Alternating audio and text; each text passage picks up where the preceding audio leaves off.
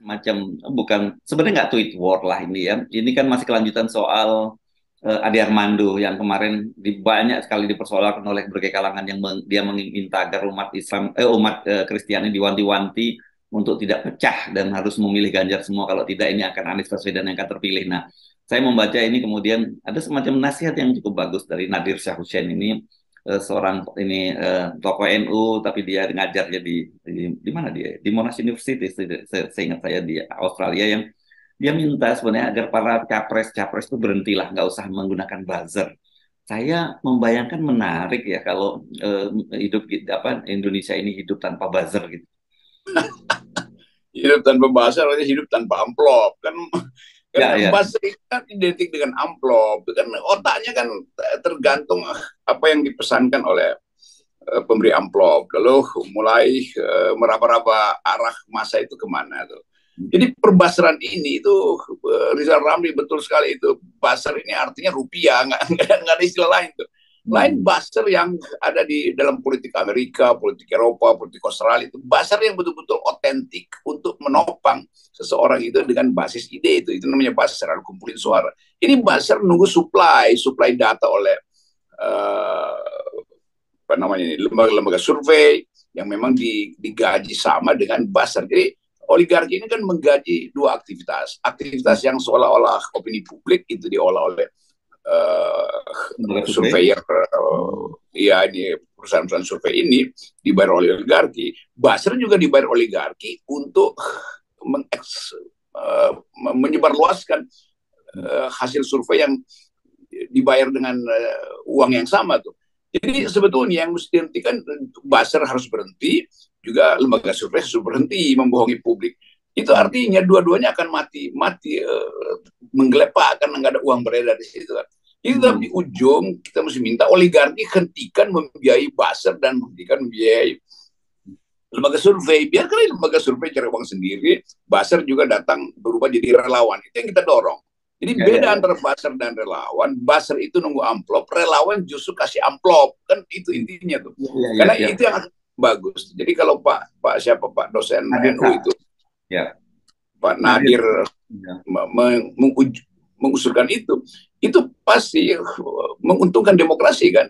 Dan kita memang ingin itu kok. Kita nggak ingin yang lain. Kita cuma ingin orang berdebat dengan argumentasi dan orang tinggalkan politik sentimen. Itu intinya tuh. Tetapi itu nggak mungkin terjadi selama basar ini berharap semakin mereka kontroversial, semakin dapat uang. Itu bodoh betul cara kita membayangkan masa depan Indonesia kalau mengandalkan orang semacam Ade yang mestinya tahu otaknya itu mestinya diluruskan kembali, mengerti arah demokrasi, tapi tetap membujuk-bujuk bagian yang paling dangkal dari politik, yaitu perang antar agama. ini memang berbahaya. Tapi nanti kita ngomongin itu, nanti kita lanjutin dulu pembahasannya, lagi seru nih ya. Kalau kita mau fair ya, sebenarnya Bung Rocky, kalau kita petakan, sebenarnya menggunakan buzzer itu sekarang ini relatif sebenarnya pemerintah kok. Nah, artinya pendukung Pak Jokowi dan kemudian diteruskan oleh Ganjar. Kan kelihatan sekali semua pendukung-pendukung Pak Jokowi itu dipindahkan ke Ganjar. Tapi kalau partai-partai politik lain seperti katakan PDIP bahkan gitu ya, kemudian Demokrat, PKS atau yang lain bahkan juga Gerindra, itu bukan buzzer sebenarnya. Itu yang mereka disebut, mereka itu organik lah, karena mereka itu memang anggota partai itu gitu. Dan ini sih oke menurut saya. Ini buzzer ini kan outsourcing. Ya, outsourcing ya. Gitu. Saya setiap kali lihat buzzer Demokrat pinter-pinter, mereka bikin quotation, video-video pendek, itu namanya buzzer beneran itu. Jadi memang partai itu memelihara satu kelompok untuk lakukan serangan opini publik, dan basisnya bagus. Saya kader Demokrat, kan itu suaranya kan jelas dia sebut kok tuh. Teman-teman di Demokrat, ini suara kader Demokrat. Isinya apa? Kritik. Isinya apa? Konsep masa depan tuh. Tetapi mereka bertanggungjawabkan bahwa mereka memang kader. Demikian juga PDIP itu. Kalau PDIP anggotanya dengan sendiri jadi buzzer PDIP kan.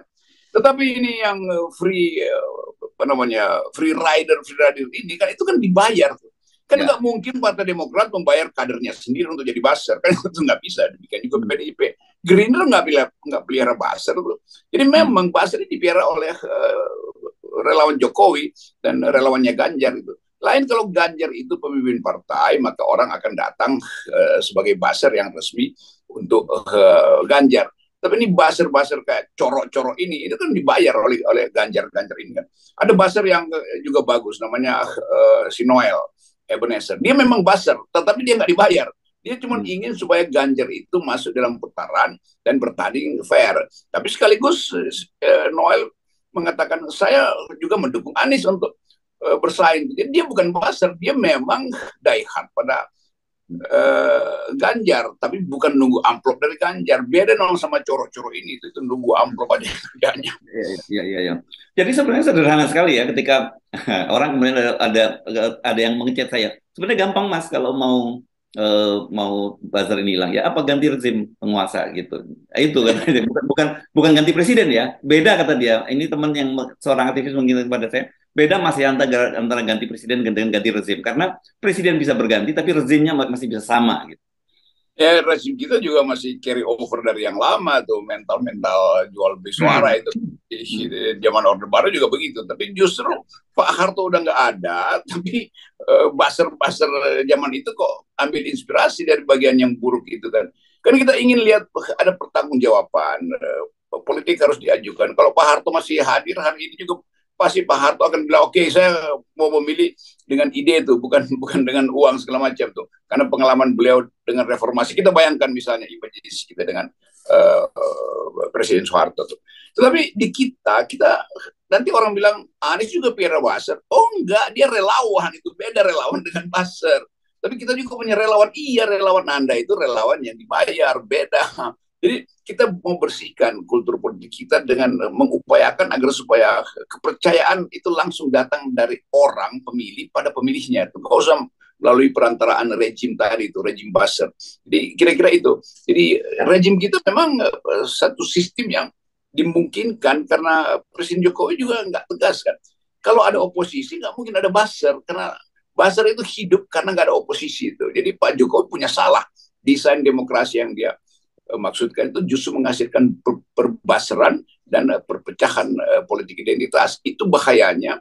Kalau kita ingat Pak Jokowi, ya kita akan ingat Jokowi tidak paham demokrasi. Jokowi tidak paham keeratan antar warga negara. Dia hanya paham IKN. Kan jadi dangkal kan demokrasi kita kalau mengingat Pak Jokowi hanya karena IKN. Ya. Ingat Jokowi, ingat IKN. Gitu jadi tagline-nya. Oke, mari kita lanjutkan soal buzzer tadi. Satu, tadi Anda menyebut sifatnya yang berbeda tadi. Satu kerelawanan, yang satu basisnya berbayar. Gitu, bahkan dalam Presiden Jokowi, mesti kita akui ini jadi jenjang karir. Bung Rocky ya, jenjang karir menjadi seorang komisaris kan gitu. Yang kedua yang bahaya itu narasinya. Nah, kalau sudah ngomongin narasi itu kita mesti ngomongin soal teman kita Ade Armando yang terus menyuarakan itu dan dengan gagah dia menolak bahwa saya tidak membawa politik identitas. Itu agak mengherankan saya, kok dia bisa dengan gagah menyatakan seperti itu. Ya, ada di dalam kegalauan. Dia mungkin membayangkan dia nggak akan jadi komisaris, dan karena itu dia berupaya untuk lakukan terus narasi yang sempit sebetulnya, yang dangkal. Kan saya berteman lama, saya berteman dengan Ade Armando, dan ini orang yang IQ-nya bagus sebetulnya. Tapi kan IQ itu justru bisa diatasi dengan kegairahan yang nggak dia peroleh. Gairah politik yang harusnya Ade dan teman, ya yang coro-coro itu saya nggak peduli lah. Yang saya peduli sebetulnya Ade itu, karena saya kenal. Yang lain mau saya nggak pernah kenal. Bahkan bagian kecil dari gagasan-gagasan teman-teman di coro itu juga gitu sih, kita nggak pernah tahu. Saya cuma tahu ada Ade di situ, dan itu acuan dari masyarakat universitas. Yang lain kan pungutan dari luar. Tetapi Ade kan dosen itu yang harusnya nuntun pikiran dia atau menuntun pikirannya sendiri supaya orang paham bahwa ada ide di belakang demokrasi, yaitu kesetaraan. Jadi kalau akhirnya Ade merasa bahwa ya saya sekarang jadi berupaya untuk menghalangi Anies aja tuh, karena Anies akan membawa Indonesia ke negara Islam, itu juga ngaco tuh. Bukan sekedar ngaco, apa konsepnya atau apa jalan pikirannya, tiba-tiba lompat pada semacam demagogi. Itu namanya demagog. Seorang demagog itu ngomong macam-macam tapi nggak ada konsep di belakangnya. Tapi saya bisa duga bahwa Ade terpaksa mesti lakukan itu karena dia terpojok di dalam semua segi itu. Secara intelektual sudah berhenti, sebagai pemikir kemajemukan juga sudah punah sebetulnya. Lalu tiba-tiba jadi apa istilahnya? Jadi ambisius untuk seolah-olah tokoh yang akan menyelamatkan kemajemukan. Nah, cara menyelamatkan kemajukan bagus, tapi dengan menghalangi Anies itu justru menunjukkan dia nggak paham betul kemajukan kan. Kita dorong semua aja tuh, ngapain kita halangi orang? Yang kita mesti halangi adalah 20% threshold itu intinya tuh. Jadi kalau threshold 20% Ade Armando konsisten kita halangi, maka nggak akan ada pembicaraan untuk takut bahwa mayoritas Muslim akan menang dan mayoritas Kristen akan terbelah, akan pergi pada Anies sebagian. Ngapain itu? Itu menguji itu pun hipotesanya itu berlapis-lapis. Dan itu tergantung pada status kelas seseorang, tergantung pada efikasi dia dengan psikologi pemimpin yang dia tuju tuh. Ada aja orang Kristen yang merasa bahwa ya ada kedamaian di dalam mata Anies itu. Mungkin orang dia tuh itu kayak mata nabi-nabi di dalam sejarah kekristenan misalnya tuh. Kan itu yang disebut personal efficacy terhadap seseorang yang mereka anggap punya gagasan tuh. Nah, orang yang lain menganggap ya Ganjar itu matanya kosong, ngapain kita pilih matanya cuma mondar-mondar di bola matanya sendiri tuh.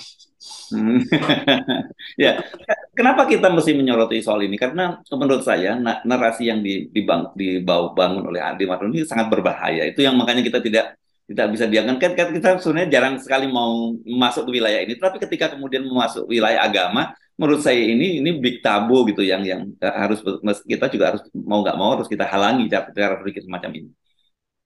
Ya itu satu waktu saya kaget saya panen sama Ade terus dia bilang, saudara Rocky Anda kan ateis, ngapain ngomong?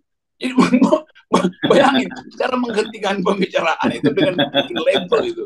Dua hal udah berbeda. Dia nggak pernah uji apa saya ateis atau bukan. Dan yang kedua dia takut saya ucapkan sesuatu kan sebagai kritik argumen, kritik akademis. Ini juga yang diikuti oleh tolol-tolol yang di sekitar Coro itu kan. Yang nggak ngerti apa yang dia tahu tentang Indonesia, apa yang dia tahu tentang hubungan Indonesia dengan sejarah, apa yang dia tahu pikiran milenial tentang politik masa depan. Jadi semua hal akhirnya menjadi jelas siapa yang namanya buzzer yang real, yang berbasis pada ideologi partai, siapa yang buzzer yang tunggu arus aja tuh. Jadi keterdesakan keuangan itu menyebabkan orang jadi tolol, gampangnya begitu tuh. Uang yang menyusut itu menyebabkan otaknya juga ikut menyusut. Itu jadi apa ya? Itu jadi semacam aksioma gitu ya? Iyalah, karena dia dari awal, mereka ini dari awal diasuh oleh uang. Begitu uangnya hilang, pengasuhnya mulai merasa nggak penting, dia makin menjadi-jadi. Padahal kontraknya sudah selesai. Kan kontrak Jokowi juga sudah selesai, itu kontrak Ganjar sudah selesai. Itu yang saya percaya sekarang tinggal kalau siapa Ganjar, siapa yang berhak untuk mengucapkan Ganjar, dia tinggal Noel. Karena saya masih bisa bercakap-cakap dengan Noel tuh. Dan Noel memberi peluang orang untuk juga menghajar Ganjar. Kalau yang sana kan membackup Ganjar. Saya memberi peluang orang untuk menghina saya karena saya dianggap membela Anies. Tapi pada saat saya kritik Anies, nggak ada orang yang bela saya juga. Itu padahal ini permainan argumentasi aja tuh, gagasan versus gagasan tuh. Kalau saya puji-puji Anies itu wah hebat Rocky, begitu saya kritik Anies orang menghindar dari saya. Padahal semua ini untuk membersihkan politik. Anies tetap mesti diuji, dicela. Jadi ujian itu kan bonus aja tuh. Setiap pemimpin tampil dia mesti dicela dulu, jangan dipuji-puji itu. Jadi itu intinya, bukan kita cela orangnya, kita cela cara berpikirnya. Ya. Dan dengan kita mencela itu sebenarnya bukan mencela, itu lebih tepatnya mengkritik lah gitu. Tapi orang sekarang kalau mengkritik dianggap mencela kan begitu ya. Semakin kita kritik kan itu bahaya itu. Fanatisme pada Ganjar itu bahaya, sama bahaya dengan fanatisme pada Anies, itu sama aja. Fanatisme pada Pak Prabowo juga bahaya, fanatisme pada Puan juga bahaya. Kita nggak ingin politik diasuh oleh fanatisme, junto federalisme. Yes, oke. Jadi kalau balik ke buzzer ini, semakin mendekat akhir dari jabatan Pak Jokowi akan semakin mengecil juga IQ dari para buzzer ini ya. Ya udah pasti begitu tuh, karena Kan semua buzzer ini bergerombol di sekitar Jokowi. Tiba-tiba kaget bahwa Jokowi udah di ujung kepemimpinan. Tiba-tiba kaget bahwa Jokowi ternyata tidak mempersiapkan penggantinya. Tiba-tiba kaget bahwa Ganjar ternyata di 2 hari ini tersaingi habis-habisan oleh Anies. Ini panik aja sendiri kan. Padahal pemilu masih panjang. Lakukan kontemplasi, pelajari di mana kesalahan kalian, atur ulang nafas kalian tuh, otak kalian coba ditambahkan 2% lagi itu kan begitu-begitu aja. Oke, dan saya kira sebenarnya bisa dicas itu dengan 0% ya. Ya, semua diselesaikan di sini sebetulnya ya. Oke. Teman-teman pasar maupun yang bodong maupun yang real itu.